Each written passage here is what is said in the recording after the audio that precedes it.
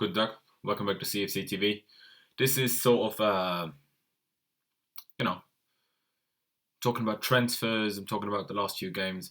Firstly, I just want to apologise that I didn't upload a video in quite a while. I was just really busy, and I wasn't really up for it. If I'm going to be honest, I'm going to talk about the games that I missed. Obviously, the West Brom game, it ended 2-2. Obviously, really upsetting because we conceded a very late equaliser. Um, you know, really annoying, that game. Then obviously a few days later we had the Everton game, which was a dreadful performance in the first half, but in the second half we were a lot better. And obviously John Terry equalised in the 98th minute for Beckheel goal, which was offside, but who the fuck gives a fuck? Who the fuck gives a shit? We don't. We definitely don't. He jumped into the Matthew Harden stand celebrating with the fans. It was just a crazy, amazing moment, wasn't it? I didn't celebrate a goal in such an emphatic way in a really long time, It was just, I know it wasn't a winner, but it felt like a winner. It was such a huge goal, in such a big moment. And then obviously, on Sunday, it was Arsenal. If I'm going to be honest, a few days before, I thought, I sort of had a feeling that we're going to nick it. Didn't know, like 1-0 or 2-1 or something. To be honest, I thought about 2-1 because the way we've defended against West Brom and Everton, I couldn't see us getting a clean sheet. But yeah, then when I saw the lineup, I was really pessimistic because it was Matic and McKelligan who didn't work against Everton at all, basically. Hazard was only on the bench, so I wasn't really optimistic. But Mertesacker got sent off early on. Costa scored a few minutes later. And then we just, kept them out, basically. And we were a bit lucky that Wenger is a bit stupid and took off Giroud because that basically took all of that threat going forward away because they play so many crosses and obviously there's no one there to head the ball in. So yeah, obviously amazing result at the Emirates, huge win. So we can kick on from this. We've beat them in, what was it, October, September or something, and we thought maybe the season can finally start now. We're in the end of January now, and we're in 13th now after that win. So but mainly what this video is about now is obviously that we've signed not only that but transfers in general. But today we haven't officially signed Pato yet, but he was at the airport in Heathrow today. He gave an interview to Sky Sports and said that he's very happy to join Chelsea and can't wait to meet his teammates and stuff like that. So that's basically done. Just probably finalise the deal, a medical, and all of that kind of stuff.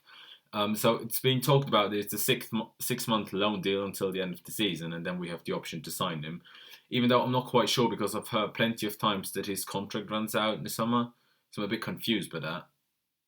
I mean, maybe we have a personal option with him in the summer that we can sign him if we want, and that there doesn't have to be special negotiations or something. But yeah, I'm not quite sure if he's still a contract at Corinthians or Sao Paulo. I think Corinthians because that's his parent club, but he was loaned out to Sao Paulo for the last 1.5 years, I think. So yeah, what I think about Pato, it's quite a weird one, isn't it? He was one hell of a striker when he was at AC Milan, a good few years back. He came there when he was 17. He's 26, I think now. He was class there. Everyone remembers the goal after 25 seconds against Barcelona. Again, they didn't win, but still. And then obviously he had a lot of injury problems in his early career at AC Milan, and then he went back to Brazil for whatever reason. If you're injury prone, going to Brazil won't help you get better. But he was tired of being in Brazil, wanted to prove himself again in Europe. What makes me sort of, how do I say that? What I think is weird about the move is that a lot of other clubs, his agent, they really wanted to go to Europe, but basically they tried to make people sign him, and we end up signing him. But I don't know. I mean, I haven't seen him in a long time, obviously. Just saw a few highlight videos. He seems to be a very good striker off the ball, that's for sure. His technique, his shooting technique, seems incredible. His first touch looks like it's not always perfect, which can be a problem in the Premier League because, as we all know, you have very little time and space to do something with the ball. because, the defenders are at you really quickly. So maybe he has to sort out that, but it was just a highlight video, so maybe that's not actually the case. I don't know. And the other thing is, I'm not quite sure if he's physically strong enough to play striker in Premier League, but Aguero can, and obviously he's bulked up since he came to Man City from Atletico, but even when he came here, he was already good. So also players like Berahino are playing up front, and he's not a strong and tall guy, is he? And he's doing quite well for West Brom when he's playing anyway, because he's not at the moment. So yeah, I hope it turns out good. What I think is a bit stupid, because especially if you sign someone in January, who, especially if he comes from Brazil or like not even Europe, to just give him 6 months to basically adapt and then decide if we're going to sign him or not.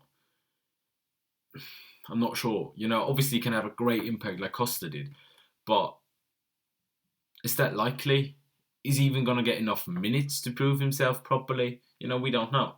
But yeah, we'll have to wait and see. Obviously, I hope he turns out good, and we, found ourselves a bargain, because apparently he's only on between £30,000 and £33,000 week salary, which obviously for a normal human being is incredible amount of money. But compared to other footballers, especially like Victor Moses, who we sent out on loan to West Ham, is on 35k. And, Hazard is on 200k. Rooney is apparently on 300k. Obviously, Pato is nowhere near Hazard and Rooney. But still, to have him have less money than Moses, if it turns out good, it's a bargain. And if it doesn't, it's not much money lost. So, basically, we sort of signed a player that isn't a big risk if it doesn't work out, but is a risk because nobody knows if it will work out, if you know what I'm saying. The next thing that came out today is that apparently we're very close to signing a defender from New York Red Bull called Matt Miazga or something, which is a bit weird, isn't it? We've had Gilo Boggi, who went out on loan recently to Werder Bremen.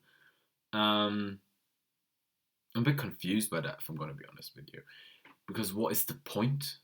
Obviously he's 20 and Gilo Boggi is like 26 or something. But New York Red Bull. Obviously they beat us in pre-season with their academy players, which was embarrassing. But still, the MLS, I'm not quite sure. Apparently he's a Chelsea fan, and you never know if it works out or not. But apparently he's really close to signing a £3.5 million deal.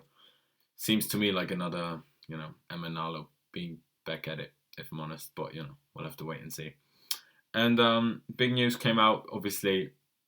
It was floating around yesterday and the day before that it is a done deal. But today, Ramires officially signed for a Chinese Super League club for £25 million, which I think is an incredible amount of money for a player of Ramires' caliber. No, he's a bad player, not at all, but he's not being played a lot. But still, I don't really understand that move. You can clearly see how much football is about money, and for footballers, he's not a Fabregas, he's not a, I don't know, Pogba obviously, or a Yaya Toure or whatever. But he's not bad, and he would easily find a Champions League playing club like, I don't know, Wolfsburg, or I don't know, and even other Premier League teams, like even a team like Liverpool would happily take him, I'm sure, because who do they have? Lucas Leiva. You know what I'm saying? That's a bit, I don't understand why he's going to China. But, quite a few big players have gone to China in the last few days. Guarin from, I think, Inter Milan, and Javinho from Roma, former Arsenal player, obviously. It really confused me, because it's like, wow, you're not even 30. Like that's especially the thing about Ramires. He's not even 30. Drogba went to China after he won the Champions League with us, and came back 6 months or 3 months later to play for Galatasaray. What are you doing? But I can't see him being there for a long time. But we'll always remember him for that goal against Barcelona that everybody talks about. Torres, and Torres was one of my favourite players. Still like him. But basically, the goal that sent us through was Ramires' goal, because we were through on away goals, because it was 2-2-0, but we scored one away goal and they didn't. So basically, Torres just finalised it, but Ramires actually gave us put us through, the big goal. And then he scored in the same year against Liverpool in the FA Cup final, which was a big goal as well. And then obviously everyone remembers quite a few years back when he scored the incredible dribbling goal against Man City, like got past like 5 players or something and put it in the back of the net. So he's always going to be remembered. He put a huge mark on our history. He's not quite a legend, but he's, you know, a hero of Chelsea. He was in the Champions League winning team. He scored against Barcelona, as I just said. You know, and you know, I wish him luck for the future. He's always, you know, been a guy that has been around. You know, he's just, yeah, he had good days, he had bad days. You know, but you know, never anybody really had a problem with him. You know, so yeah, I wish him luck for the future. And as I said, Gilo Boggi left for Werder Bremen on a loan deal. Atsu, I think, is on the verge of signing for Rayo Vallecano on a loan deal, who we brought back from Bournemouth. Bamford came back from Crystal Palace, but is playing for Academy at the moment. He's probably going to go out on loan again, which I think makes sense because I'm not quite sure. Like, before he went to Palace, when he went to Palace, I thought it was a really good move because, you know, if he gets game time in a quite decent Premier League club, probably top half club, and now maybe even better, will be good because he did really well at Middlesbrough last season in the Championship, but he didn't get games at Crystal Palace, none basically. And if you don't get games for Crystal Palace, you should be playing for Chelsea. And you know, he's 21 now. How old is Lukaku? Did he just turn 22 or 23? Like, if you compare where Lukaku was with 21, you don't even have to think about Bamford being a great striker. But you know, I mean, I could be wrong, but I would much rather us putting our faith in players like Solanke and Tammy Abraham, who are a lot younger. Solanke, obviously, at the moment at Vitesse in the Dutch league, doing really well. Tammy Abraham, I think, is still in the academy. Scored 65 goals in last season. Obviously in the under-21s, but still 65 goals. That's like Ronaldo and Messi ratio, isn't it? Under 21s, but you know, you still got to score 65 goals. So yeah, that was basically it from me. As I said, my apologies for not uploading recently. I was just, as I said, busy, not really up for it, if I'm honest. I'm going to be back properly now. Obviously, we're playing MK Dons on Sunday, I think, in the FA Cup. Hopefully, Pato can even get a start because Costa has picked up a few injuries recently. He's bruised his shin against Everton towards the end, and picked up, I'm not quite sure, I think it was his knee or was it a muscle. I'm not quite sure against Arsenal. He got subbed off anyway.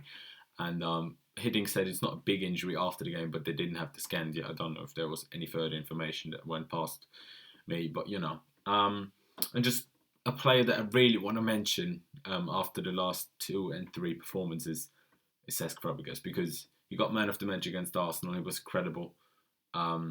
Just a really good performance by him. A really good performance against Everton as well. Like, he's just coming back to it, you know. The Fabregas that we know seems to have found his magic hat again. And when Arsenal fans booed him when he walked down the tunnel, you know, sort of clapped them ironically, basically, and then, you know, clapped on the Chelsea badge, which is fairly cool, isn't it? So yeah, if you have anything to say to the transfers, Pato and, you know, Matt Miazga, however you pronounce his name, I have no idea, and Ramires leaving, leave it down in the comments below. Leave a like rating if you enjoyed the video, and subscribe to me if you're new. And I'll see you guys for a video against, keep forgetting the name, MK Dons. See you next time.